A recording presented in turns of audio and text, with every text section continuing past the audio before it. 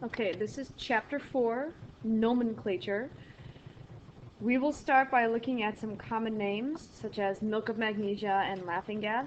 These are names that people that not necessarily in science would recognize, like milk of magnesia is in the blue bottle, laughing gas they used to use in the dentist's office, so it's very common names.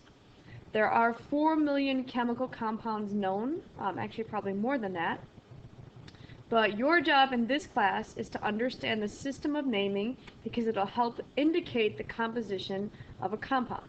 This is called nomenclature. So most people would recognize milk of magnesia. You would have to know the actual formula. That's the point. Okay, so we're going to start this chapter with the binary compounds associated with non-metals. Binary means two, and non-metals are those elements to the right of the staircase in the periodic table, and it uses a system of prefixes. So you have the prefixes 1 to 10, so mono is 1, di is 2, tri is 3, tetra is 4, penta is 5, hexa 6, hepta 7, octa 8, nona 9, and deca is 10. So these are what you will need to help name the nonmetals. And here we go with some examples. So let's start with BF3. This would be called boron trifluoride.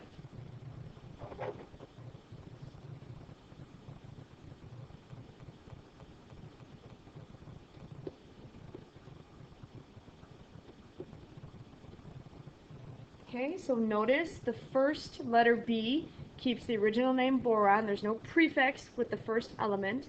There's a 3 after the F, so that's why we use the prefix tri. And notice fluorine becomes fluoride. There's an IDE ending.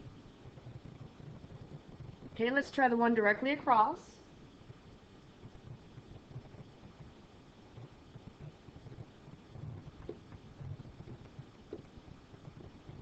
This is called sulfur trioxide. Same thing, sulfur does not get a mono. It is the first element, but mono is not used. 3 would use the prefix tri, and instead of oxygen, it becomes oxide. Okay, let's try NO. That is not no, that is actually a compound.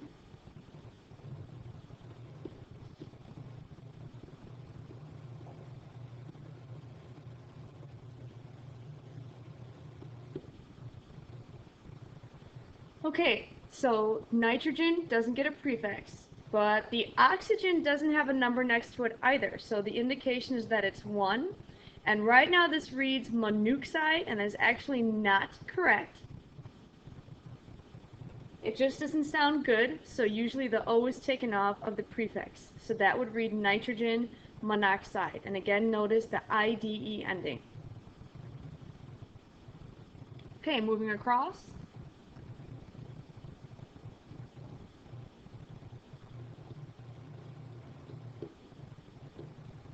Okay, that would be called sulfur dioxide. So again, no mono for the sulfur. Di is for the number 2, and oxygen becomes oxide. Now let's move to some harder ones.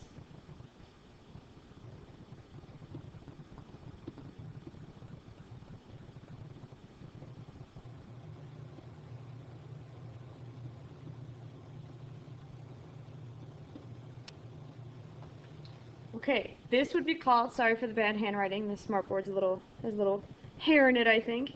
That is dinitrogen. So the number 2 does now need to be indicated, and that is reading, the 5 is penta, and that is oxygen, so that is reading right now pentaoxide, but the A and the O don't sound good together, so the A is cut off. So it would be dinitrogen pentoxide. Let's try another.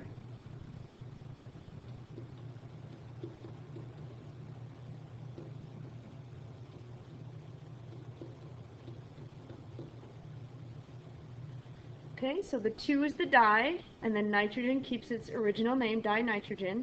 3 is represented by tri, and instead of oxygen, it's trioxide. Okay, let's move on.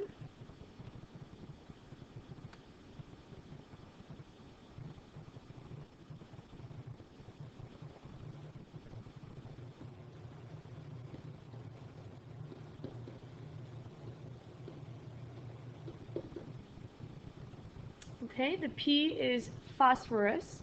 And again, we have 5, but now you do see pentachloride, and that is totally fine. So when the A is before a consonant, you can leave the A in. So pentachloride stands. Okay, next one.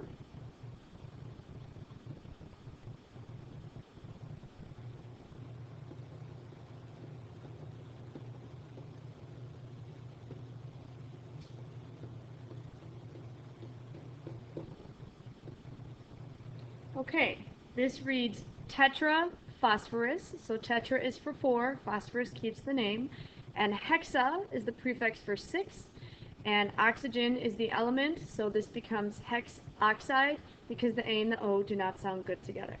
Okay, one more.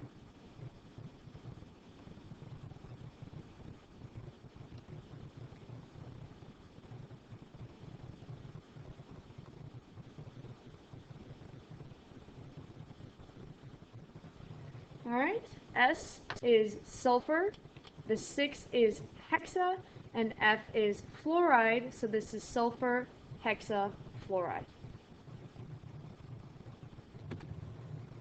All right, now what if I ask you to go in the opposite direction? You have the formula, you have the name, and you need to come up with a formula. So really you just read it and write what you are reading. So carbon is the letter C,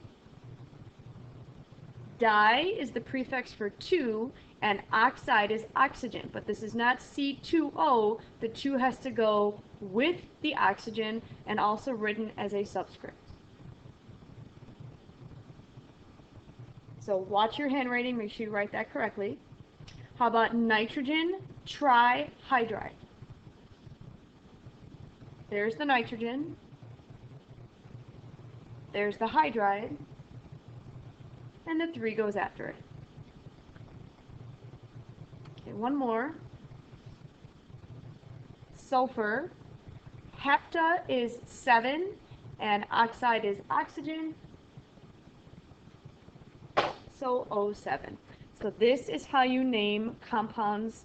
They're called molecular compounds, covalent compounds, basically composed of nonmetals. Use the system of prefixes.